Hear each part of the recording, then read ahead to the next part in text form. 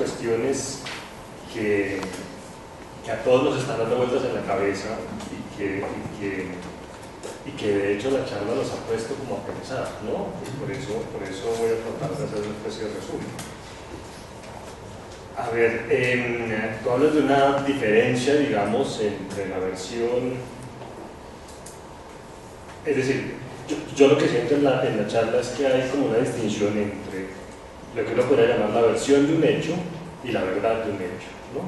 La versión de un hecho pues es algo que se dice sobre un hecho, y la verdad del hecho sería digamos, es que si uno piensa en la noción de verdad como el acuerdo entre el juicio y el objeto, ¿no? entre aquello que se dice de algo y lo que ese algo es, eso se supone que es la verdad en un sentido filosófico muy simple quizás. Entonces la verdad más verdadera del hecho no es otra cosa que el hecho, no es otra cosa que el hecho concreto. La verdad verdadera del hecho de la masacre de las bananeras pues es el hecho horrible que tuvo lugar esa noche, el asesinato y el dolor y el sufrimiento concreto de seres humanos concretos que tienen una existencia real y cuya existencia pues fue destrozada en un acontecimiento brutal.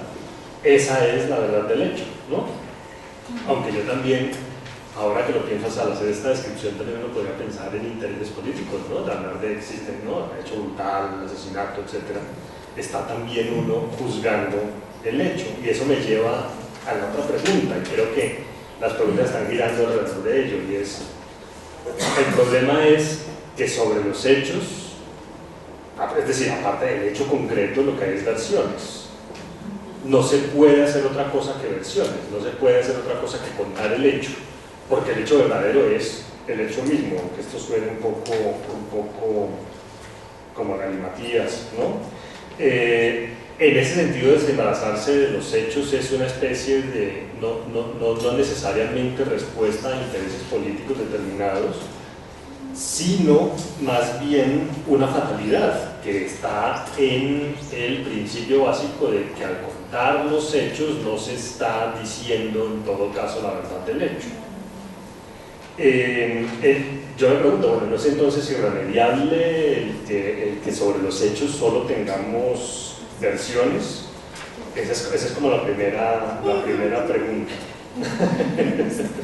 ¿Puedo intentar? Sí, claro. Prefiero eso. Listo. A ver, sí, hay dos preguntas. Es que lo que afirma Arendt es sumamente débil, y entonces lo que yo digo con base en lo que dice Arendt es todavía más débil. El punto es realmente, William, que no hay hechos duros cuando de las historias se trata, en el sentido de que no hay hechos duros como hay el hecho duro de que suelto este chuflizo y se cae porque eso responde a una ley de gravedad. Eso es un hecho duro, es cuantificable, es completamente verificable, y a ese tipo de hechos sí se responde, digamos, en términos de la relación de igual al mundo. Claramente P es falso o verdadero, ¿sí? Y punto. La forma como se busca Hannah Arendt se constituyen los hechos es a partir de lo que dicen las gentes sobre los hechos. Donde no hay lo que dicen las gentes sobre los hechos, un hecho ha desaparecido. Es decir, donde no hable nadie de eso, no existe, ¿no? Entonces, mi dificultad, digamos, con Arendt, porque tú decías, las versiones sobre los hechos son distintas a las verdades de los hechos. Bueno, mi respuesta a la pregunta es no. Digamos, las verdades de hecho, como las llamaran, que son estas verdades constituidas a partir de los testimonios que pretenden ser veraces, testimonios acerca de lo que pasó, que pretenden ser veraces, esas son las versiones, son lo mismo que las verdades de hecho. Tanto como en la versión y en la verdad, lo que se proponga quien da testimonio es dar cuenta. O sea, es que sí hubo 24, es que fueron 24, es que llegaron y eran 24, es que llegaron disfrazados y tenían una máscara de paramilitares, es que sí, uno puede seguir enrollándose y respondiendo a quién sabe qué propósito y hacer como si da testimonio, ¿no? Entonces en ese sentido no hay hechos duros como hay este borrador y el hecho de que el borrador cae, ¿no? Sino que hay lo que la gente dice sobre lo que pasó. No sabemos realmente si Manuelita Sáenz se botó por esa ventana. No sabemos si aquel del florero, no sabemos bien, no sabemos. Y tu otra pregunta acerca de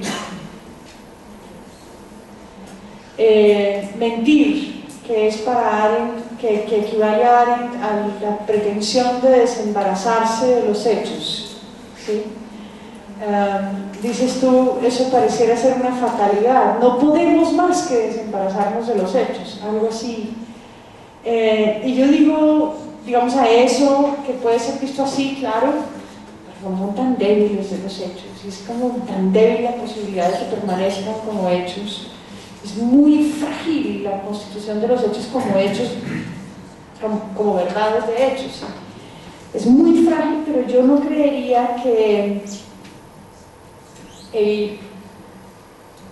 la mentira o la falta de sentido de realidad, como lo llama ella, o la intención de desembarazarse de los hechos sea una como necesidad. Yo creería que ella cita, cuando habla de historiadores y de la forma como pueden llegar a ser valiosos testimonios de la historia, ella cita a Kant, cita a Homero, cita a algunos de los historiadores romanos para mostrar de qué modo esas pretensiones simplemente de responder por la condición tan sumamente contingente del mundo, eso ya es sentido de realidad. Así los hechos pueden llegar a persistir y así puede no ser una fatalidad esto de desembarazarse de los hechos. No, ¿hasta ahí?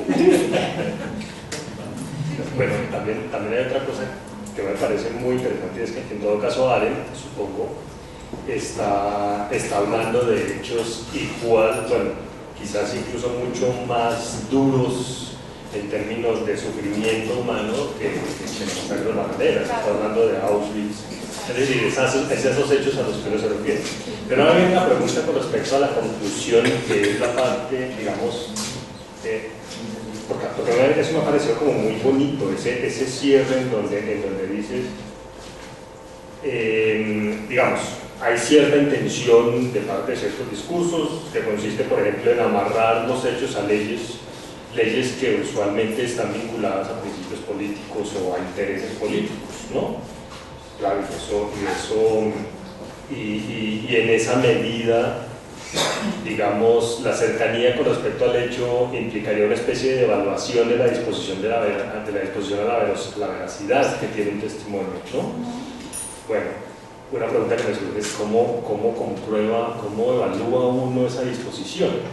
Pero la pregunta a la que quiero llegar es la siguiente. Al final tú dices, en todo caso, García Márquez sí se acerca más a la verdad del hecho.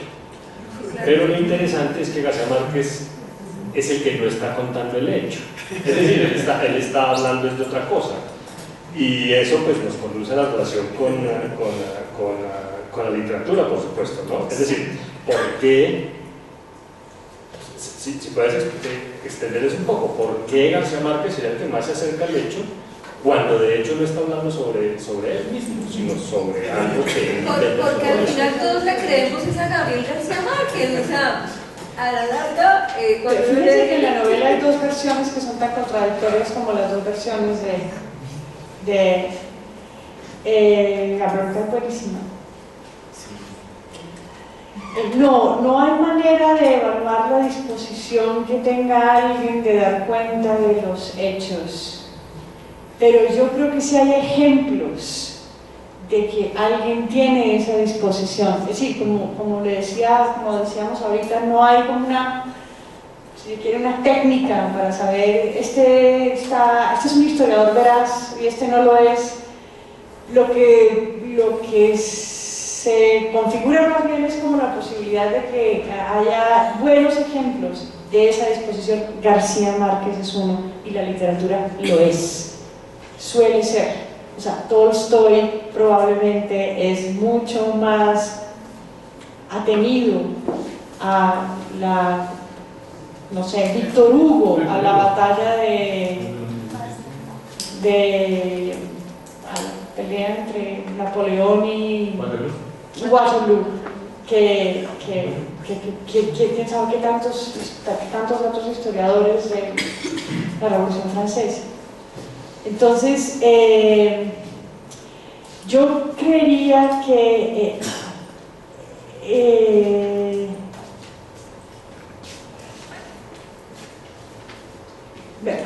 quisiera hacerles creer a ustedes que aquí en este texto hay un propósito oculto, transversal, que es el demostrar la estrecha y riquísima relación que puede haber entre la filosofía y la literatura.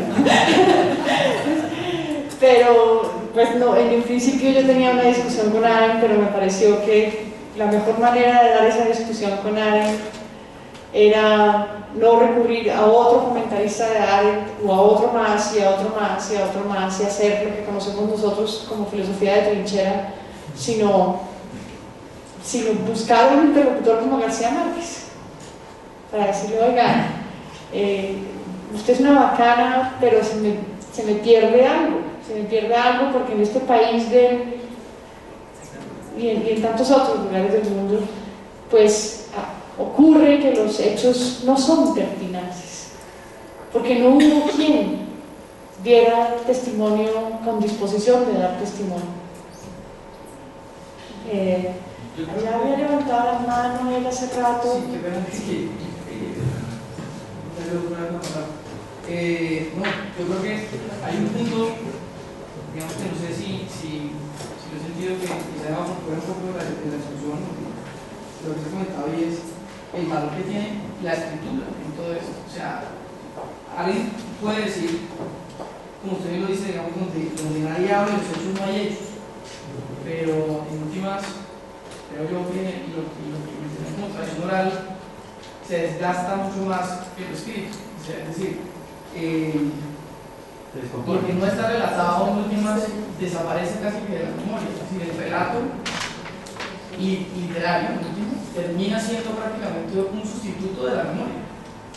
Y en ese sentido se convierte, como lo diría a veces se utiliza, una forma de olvido. ¿No? O sea, lo que escribimos en el proceso de escritura, digamos, lo que hacemos los documentos de la historia, con nuestras verdades y mentiras, lo que hacemos es olvidar lo que realmente pasó. Y lo que quedó escrito, pues escrito está. Entonces, el tema de la veracidad en últimas, creo que más lo decide es a quien le llega el relato, o quien puede decidir en últimas si le parece, obviamente, como un montón de corrientes que tendrá en su cabeza, pero no sé, como decir el que tiene una formación, por decirlo así, de derecha, pues se irá más por el lado contrario, no sé, a Gaitán, y que apoyará el tema de la acción de etc. Pero creo que lo puntual, pero lo que yo digo era que sin escritura podría afirmar yo que no hay ningún registro ni de la memoria, ni de la historia, ni de los hechos. Bueno, no, con esto, sí, estoy de acuerdo. Que él no ha dicho nada. Yo diría, como diciendo de otra forma, también usted dijo, de lo estrecho de la historia y la literatura. Yo creo que es tan cierto que muchas veces la literatura termina siendo la historia. ¿Sí? Yo creo que la historia completa de Víctor Hugo, y si lees la Revolución Francesa, pero es distinto, pero tiene ese sesgo, o ese cuento literario, o una novela, a su haber, y ¿no? Se comió ese cuento, se comió esa historia, y esa era la verdad final.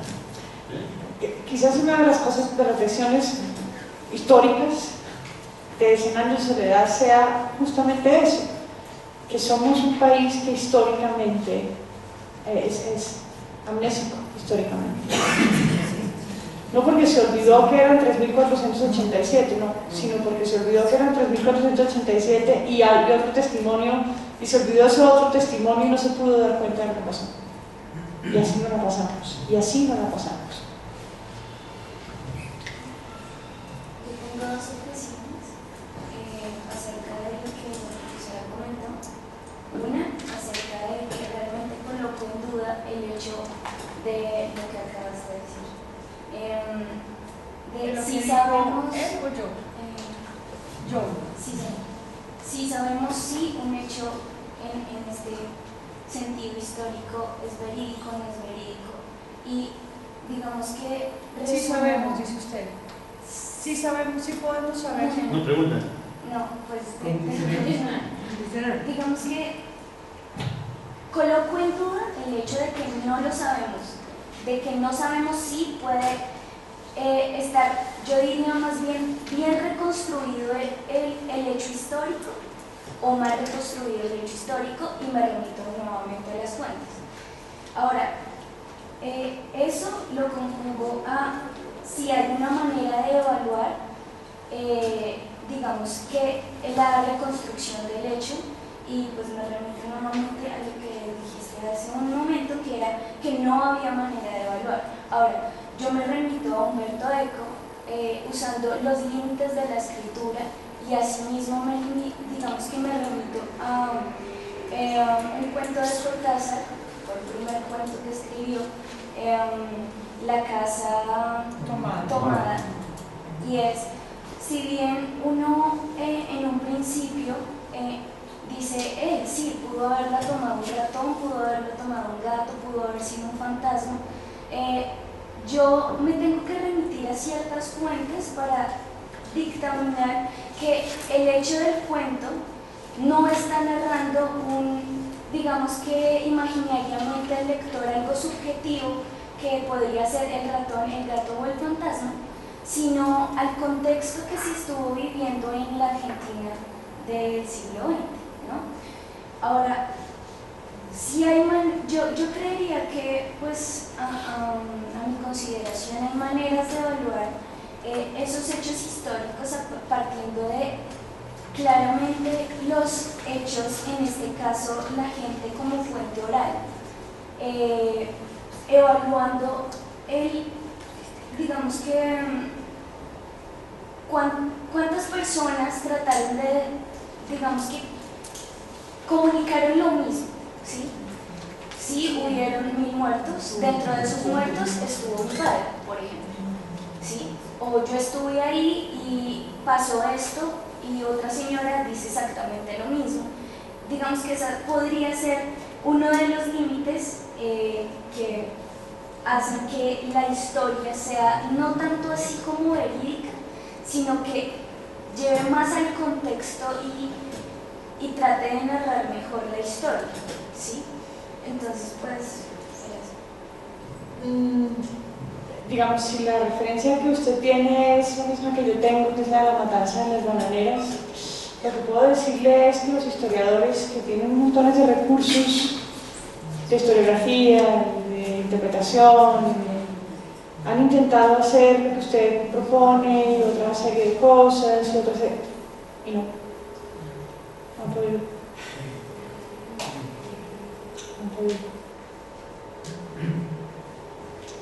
William, ¿qué quiere decirnos?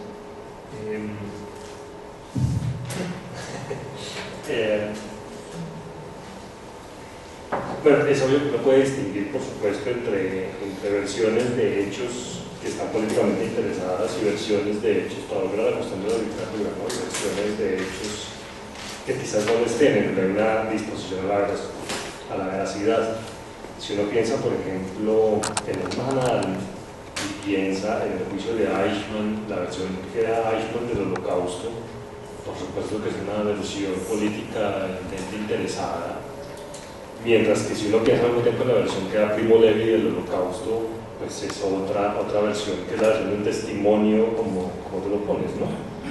Bueno, esa es una cosa pues, que queda ahí como planteada. Yo quisiera hacer una anotación sobre esto de Casa Tomada, porque es que a mí hay ciertas cosas que me preocupan mucho con respecto a la literatura, ¿no? Obviamente, como persona que trabaja en literatura, ciertas afirmaciones me ponen un poco nervioso, ¿no? Usted dice que, por ejemplo, con Casa Tomada uno puede suponer que se trata de un ratón, de un gato, de algo que se está imaginando, de un fantasma, pero que si uno se va a la situación política argentina, entonces quizás la cosa sea clara. Hay cierta tendencia, por supuesto eso depende de las disciplinas, pero para quienes trabajamos en literatura resultan un poco también mentirosas, a pensar que el contexto me aclara la verdad de un texto. Es decir, si yo digo, si lanzo el texto a la situación argentina, entonces entiendo el texto, ¿no? Eso es un poco difícil y no siempre ocurre así. Y de hecho puede que el contexto dé ciertos elementos, pero no siempre aclara el asunto. Pero eso lo quería hacer una observación a ver si estoy en lo cierto. Estamos en el asunto de las versiones, de ciertas tendencias interesadas políticamente, por supuesto, a subsumir, por ejemplo, los hechos a leyes y a dogmas. Por supuesto, cuando uno no lo hace, pues creo que lo único que queda es con esos hechos duros, así como el estero cae al soltarlo, pues igualmente sobre un hecho, pues lo que queda, no sé, lo duro del hecho es si fueron 24, si fueron 36, ¿no? Eso digamos es lo duro, si llegaron a las 10:30, si estaban vestidos así, o sea, que son los datos sueltos, y por supuesto los datos sueltos no pueden subsumirse en ninguna ley, ¿no? Sin embargo, también la versión del hecho es una articulación del lenguaje. Ahora, yo me pregunto, quizás la literatura no se acerca con más veracidad al hecho precisamente porque busca dar cuenta del hecho duro, concreto, de la experiencia concreta. Hablo, por supuesto, en este caso de la versión de una novela, ¿no? de García Márquez, así como estoy hablando de la versión de Tolstoy en Guerra y Paz de las guerras napoleónicas, ¿no? De hecho, el epílogo de Guerra y Paz es una pelea en contra de los historiadores, diciéndoles que ellos no entendieron qué fue lo que pasó, ¿no?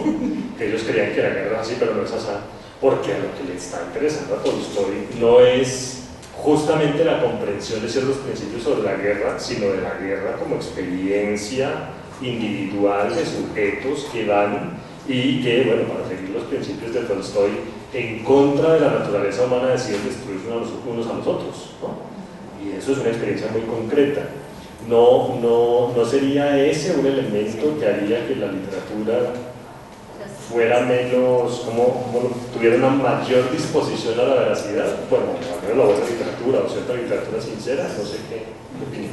No, yo estoy totalmente de acuerdo contigo. O sea, para mí sería triste que esto, en lo que estamos de acuerdo, significara pues que no podemos volver a leer a los historiadores, ¿no? Sí. Hay que leer a los historiadores, no faltaba más, pero hay mejores historiadores que otros, y la literatura es de las mejores formas de contar historias, por eso que está diciendo, porque no está llenando los anaqueles de las bibliotecas de datos, de cifras y de números, sino que está respondiendo a preguntas que cualquier lector de la historia, se hace. Y es ¿por qué? ¿Por qué se pusieron a notarse de este modo? ¿No?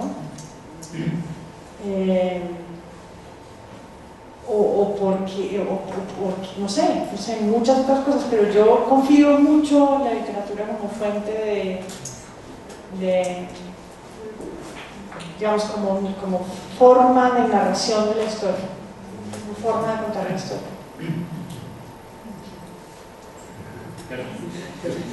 El asunto tiene tanto de ancho como de largo porque también hay literatura interesada políticamente. Claro, Y también hay literatura interesada en dar versiones políticas de la historia, ¿no? Exacto,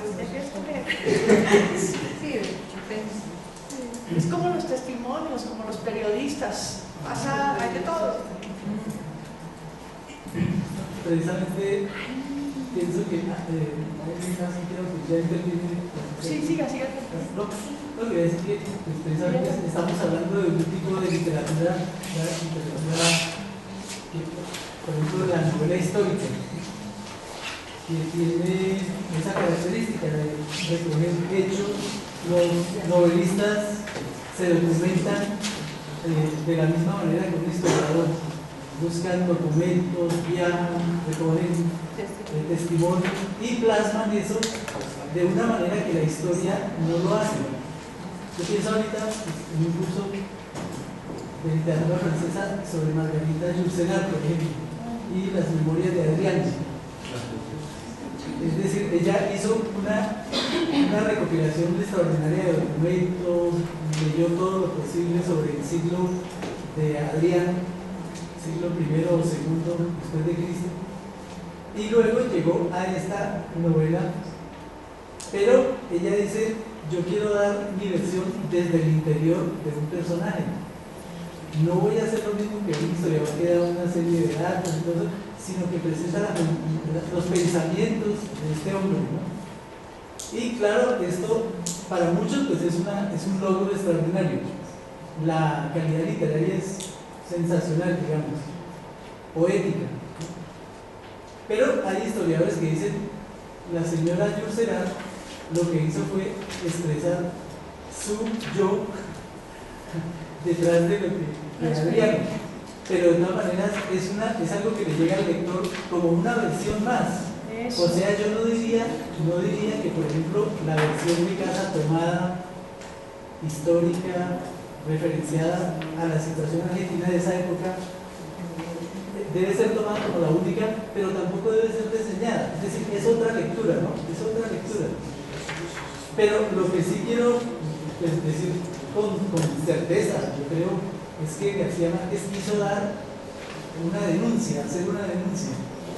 Lo que la historia no había hecho antes, lo que no se le ha podido dilucidar, un novelista es capaz, al menos lo que dice el profesor muy bien, de ponerlo ahí y decirle, miren, durante mucho tiempo estos hechos se ignoraron, había intereses.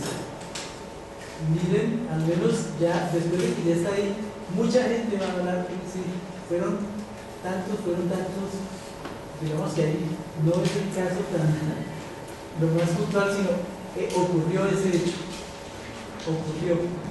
Y en ese caso García Márquez, pero paradójicamente, si me permiten, estoy un poquito más solo para decir que es paradójico que la literatura resulte siendo fuente histórica, ¿no? Cuando hay gente que dice que la literatura es en gran parte una mentira bien contada. También depende de lo que uno busque en la literatura. Es que escuchando la discusión tengo como varios conflictos en varias cosas. Entonces sí, el primero, pues ahí el profe que es filósofo tal vez puede como encaminarme un poquito respecto a eso. Y yo veo que en todo lo que hemos dicho, incluso en el texto de la profe, se habla de una verdad, sí, de un hecho de tener una verdad y casi que es como una absolutización de la verdad. Y eso es bastante complicado porque de alguna forma el decir esto es verdad y no esto otro o esto otro es de alguna forma como posibilizar el método histórico. Y de hecho en la historia como ciencia vienen dándose esas discusiones hace jurgos. Entonces, incluso los alemanes, Eduard Meyer, que hace una compilación de la nueva historia y que fue bastante criticado porque, bueno, tenía una pretensión de historia muy lineal y no diferenciaba en algunas cositas. Pero digamos que me resulta problemático ver cómo se absolutiza la verdad. porque es que como tal sabemos que hubo un hecho, pero no sabemos qué pasó. Por lo menos este es el momento en que yo no sé pues quién tiene razón, si Gabriel García Márquez o si los relatos, ¿sí? Eso es ahorita imposible de saber, pero la tarea del historiador en ese sentido es dar luces, dar conceptos. De por sí todo científico social lo hace, pero entrar a dar juicios de valor respecto a qué es verdad y qué no es verdad es algo problemático, porque el que decide qué es verdad y qué no es verdad pues es el lector a partir de todas las herramientas y de todos los relatos que existen. Porque si nos ponemos a pensar, bueno, en tal, no sé, en la Guerra de los 1000 días nos cuentan que se agarraron tales y tales, que perdieron estos y que por eso perdimos a Panamá, pero en realidad no, digamos que decir que esto pasó por esto, dar esos porqués es bastante complicado, porque ahí entran también obviamente intereses políticos, económicos y todos los que quieran, pero también va más como en las subjetividades. Entonces el método histórico pues si bien ha mantenido esas discusiones en cuanto a más que qué contar, cómo contarlo, hay que digamos hacer como esa diferenciación. Y esa diferenciación en que, pues primero las verdades absolutas son bastante problemáticas y segundo pues que el método historiográfico, el método historicista y la historia como tal viene acomodándose a los tiempos. Entonces no sé, profe, creo que ya es su turno, eso era todo lo que quería decir. No, miren, es que lo que pasa es que también eso usted se lo está diciendo a quien leyó una primera charla sobre Don Levín, quien desconfía profundamente en los filósofos, y yo también siento a veces esa desconfianza. Yo sí creo que en el filósofo hay cierta idea de, pues como lo dice Valéry, de darle cierta consistencia a las palabras, como la palabra verdad, ¿no? Entonces se convierte en un gran enigma metafísico, algo que es, pues, en última simplemente una categoría de lenguaje, y eso digamos es un hecho. En todo caso, yo también estoy convencido pues, de que la labor del historiador es poder enlazar, no es dar cuenta de los hechos concretos, ¿no? Ni siquiera quizás dar cuenta de la verdad, y bueno, los historiadores lo ven descubriendo, sino más bien poder articular de una manera creíble ciertos acontecimientos dentro de un discurso y dentro de una lógica histórica determinada para que esa articulación sea creíble. Yo creo que esa es la labor del historiador. El historiador más que dar cuenta de la verdad, porque la verdad es una cosa bastante complicada, es justamente dar cuenta de la realidad, y para dar cuenta de la realidad hay que pues tratar de hacer ese enlazamiento, pero solo dar conceptos. El historiador lo que no puede hacer es dar juicios de valor, ¿sí? Y el decir que esto es verdad y que esto no es verdad es bastante problemático. Bueno, no, el historiador sí da juicios de valor también en la medida en que discute con otros historiadores, ¿no? En la medida en que dice, bueno, este historiador dice esto, pero en realidad eso no fue así, sino que fue así, en realidad la causa de este hecho fue este otro, no este que dice aquel. Y tiene, por supuesto, cierta aspiración a la veracidad de aquello que él está articulando, ¿cierto? Eso yo creo que no lo ponemos en duda.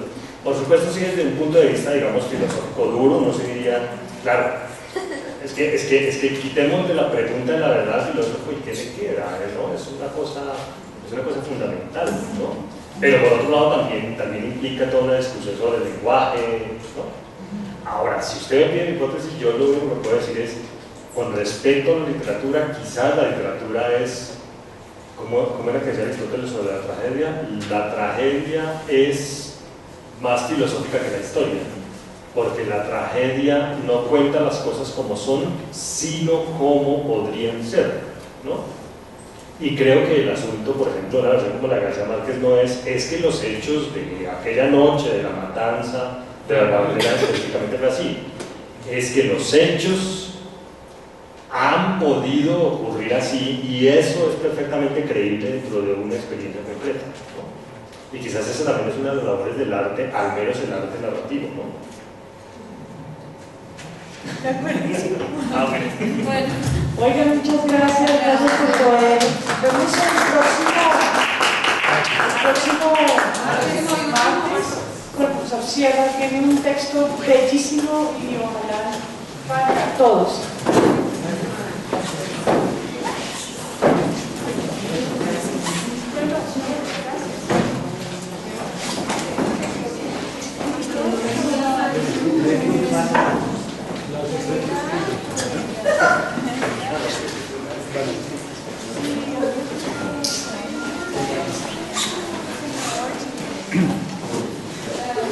Caballero, esto es suyo.